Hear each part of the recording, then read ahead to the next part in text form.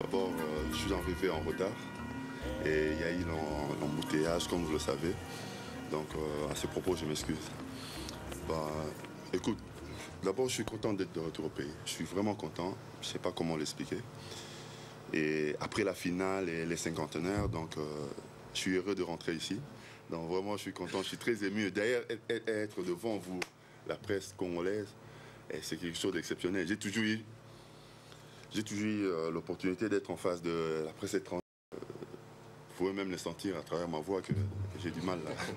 Donc...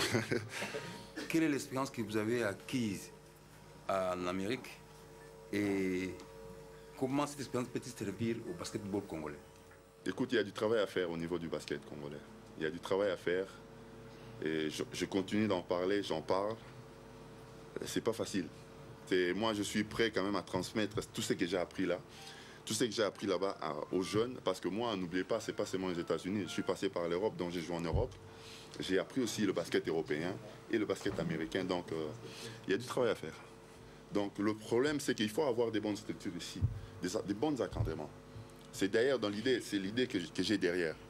Donc s'ils ont un bon encadrement ici, à ce moment-là, il peut y avoir des camps, comme ça se fait maintenant au Sénégal, comme ça s'est fait en Afrique du Sud chaque été.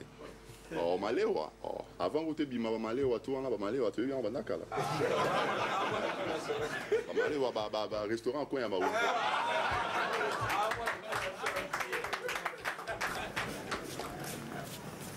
Hi, can I have you sign, please?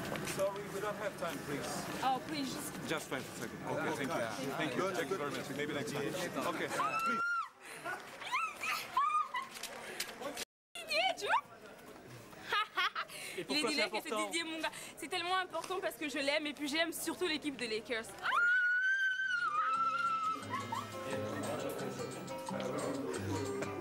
Quel honneur, hein? Les médias locaux profitent de la venue de Didier. Il est l'invité des plateaux. Il évoque ses titres NBA, mais aussi la fondation qu'il entend officialiser. Attention! Attention, silence! Bonsoir Didier. Nous recevons également le DG de la... Oui, il est venu répondre à une invitation, voir, écouter et bien sûr s'engager concrètement.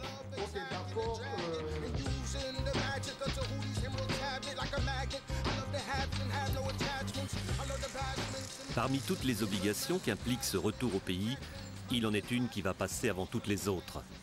Aux États-Unis, Didier a pu compter sur l'aide répétée de l'autre star congolaise de la NBA, Dikembe Mutombo. Dikembe, c'est mon idole. C'est quelqu'un que j'apprécie, c'est un frère, c'est un ami. J'ai vu son ampleur au niveau des États-Unis, comment il est respecté.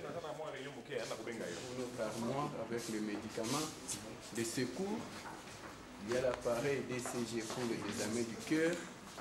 Ça, c'est pour l'oxygène. Ça, c'est vraiment important et prêt à tout moment. Sa première visite est donc pour cet hôpital, financé par la fondation de l'illustre grand frère. Érigé en plein quartier populaire, aujourd'hui opérationnel, il porte le nom de la maman de Dikembe. Didier lui consacre une large visite. Il se nourrit de cet exemple, lui qui pourtant songe à agir dans un autre secteur que celui des soins de santé.